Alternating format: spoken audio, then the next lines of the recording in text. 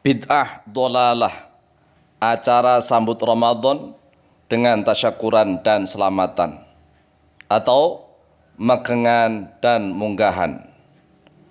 Ini adalah pernyataan orang-orang Wahabi. Wahabi berkata begini, jangan mengadakan acara selamatan ataupun acara tasyakuran untuk menyambut bulan Ramadan, karena acara tersebut adalah bid'ah dolalah. Sebab Rasulullah SAW dan para sahabat tidak pernah mengadakan acara menyambut bulan Ramadan dengan selamatan ataupun dengan tasyakuran. Oleh sebab itu, acara menyambut bulan Ramadan dengan selamatan dan tasyakuran adalah sia-sia, tidak memperoleh pahala, tetapi justru memperoleh dosa besar, karena telah membuat bid'ah dolalah yang mengada-adakan hal baru di dalam Islam. Wahabi berkata lagi begini, jika antum merasa senang dan bersyukur dengan datangnya bulan Ramadan, maka Rasulullah SAW dan para sahabat itu lebih senang dan lebih bersyukur. Tetapi Rasulullah SAW dan para sahabat tidak pernah mengadakan acara menyambut bulan Ramadan dengan selamatan dan tasyakuran. Oleh sebab itu, jangan sekali-kali mengadakan acara menyambut bulan Ramadan dengan selamatan maupun dengan acara tasyakuran. Jika ada yang menemukan satu dalil hadis bahwa Nabi atau para sahabat menyambut bulan Ramadan dengan acara seperti itu, maka silahkan tunjukkan kepada kami, akan kami kaji derajat hadisnya. Kata orang-orang Wahabi. Ini memang orang yang bingung dalam beragama ya begini ini. Makanya perlu kita jawab supaya clear ya permasalahan. Dan untuk menjawab setiap permasalahan tentang hukum Islam, maka tidak boleh ngawur, tidak boleh sembarangan. Harus menguasai seluk-beluk dua dalil, ad-dalilun naqli wad-dalilul aqli. Yang pertama harus tahu tentang dalil naqli, dalil yang diambil dari Al-Qur'anul Karim dan juga dari hadis-hadisnya Rasulullah SAW yang sahih. Kemudian harus tahu juga ad-dalilu al-aqliyu, dalil aqli, dalil yang rasional. Harus menggunakan usul fikih, nggak boleh ngawur. Jawab kok ngawurnya luar biasa. Wahai saudaraku kaum Wahabi, ketahuilah bahwa puasa itu bukan hanya perintah khusus untuk umatnya Nabi Muhammad SAW saja. Akan tetapi puasa itu termasuk syar'u man qablana. Tahu kan syar'u man qablana? Yaitu syariatnya orang-orang yang sebelum kita. Orang-orang yang sebelum kita yaitu syariatnya para nabi dan rasul terdahulu. Termasuk di setiap agama juga mengajarkan tradisi puasa. Apalagi di Nusantara, di Indonesia, yang sudah sejak zaman dahulu kala ada ajaran berbagai macam puasa. Di Nusantara itu puasanya macam-macam. Dan itu tradisi sejak zaman dahulu. Ya, makanya kita harus arif dan bijaksana dalam mensikapi setiap permasalahan hukum Islam. Enggak boleh daldal, kalau enggak ada dari Rasulullah langsung bid'ah dolalah, bid'ah dolalah. Ente dalam beragama ini kayak apa sih? Kaku amat, Masya Allah. Coba perhatikan ya. Makanya perintah puasa di dalam Al-Quran berbunyi begini coba. A'udzubillahi minasyaitonirrajim.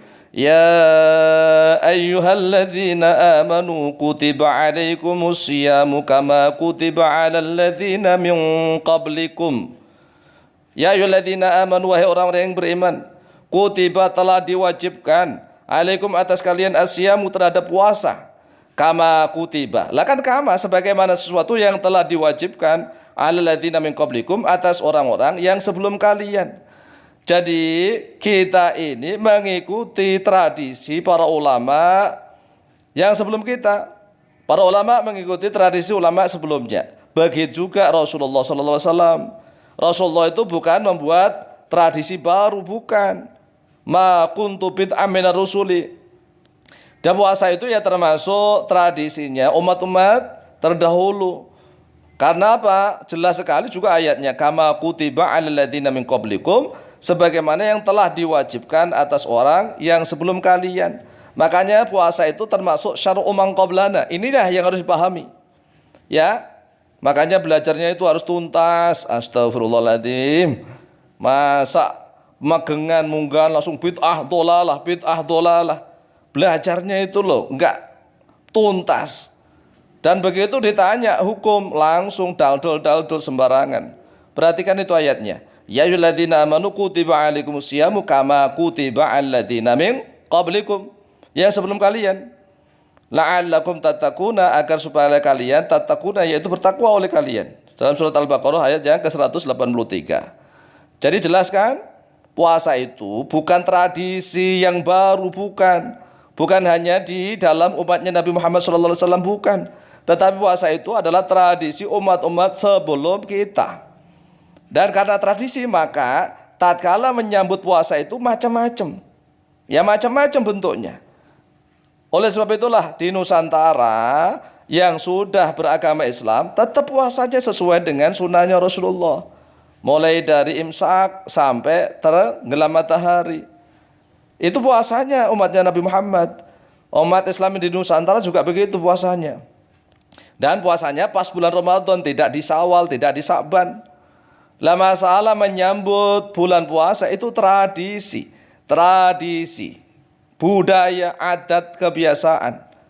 Dan di Arab juga ada walimah. Walimah itu tradisi. Walimah itu apa sih? Ya mengundang makan, orang diundang makan bersama-sama. Itu walimah.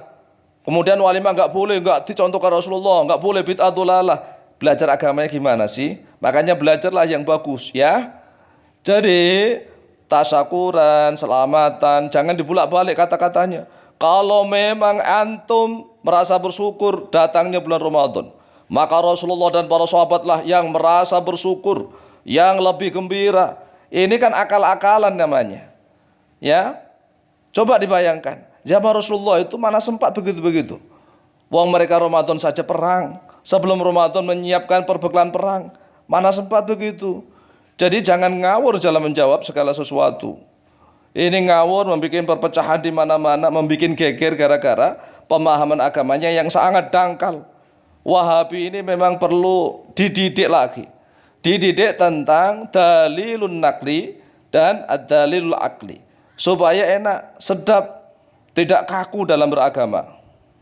Wahai saudaraku kaum Wahabi, ketahuilah bahwa magengan atau munggahan, magengan itu kalau istilah Jawa, munggahan kalau istilah di Sunda, atau istilahnya tasyakuran dan selamatan menyambut bulan suci Ramadan, itu termasuk jenis walimah. Walimah mengundang orang untuk kumpul, makan bersama, berdoa kepada Allah, berzikir, mohon keselamatan, kesehatan dan seterusnya. Lah kok begitu dikatakan bid'ah? Gara-gara tidak ada hadisnya, Rasulullah tidak menjalankan, sahabat tidak menjalankan. Gimana sih ante dalam beragama itu?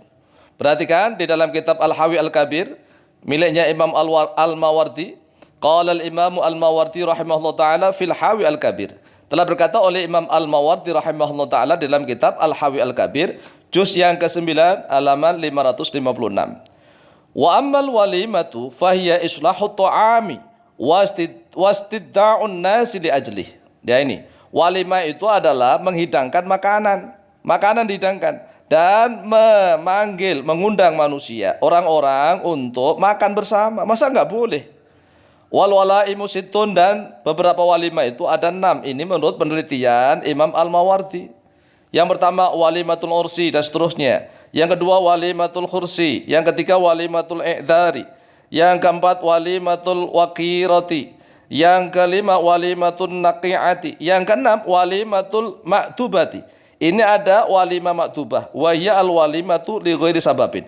Ada walimah ngundang orang makan, kumpul bersama tanpa sebab. Itu namanya walimatul maktubah. Ini tradisi sebelum zaman Rasulullah sudah ada walimah begini. Di Nusantara magengan atau munggahan itu tradisi. Orang memanggil orang untuk makan bersama, berdoa bersama, enggak boleh. Ente itu gimana sih? Ya Allah. Makanya belajar agama ini yang baik ya. Yang baik dalam belajar agama. Mudah-mudahan tidak menjadi perpecahan, tidak menjadikan gonjang-ganjing antar umat Islam. Kalau agamanya itu lengkap, pemahamannya lengkap, sempurna, menyejukkan dimanapun, menjadi rahmatan lil alamin. Kalau ilmunya cetek, dangkal, seperti air yang kocak-kacik, kocak-kacik, kocak-kacik begitu itu, menjadi bingung semua. Ya, wallahu taala a'lamu biswab.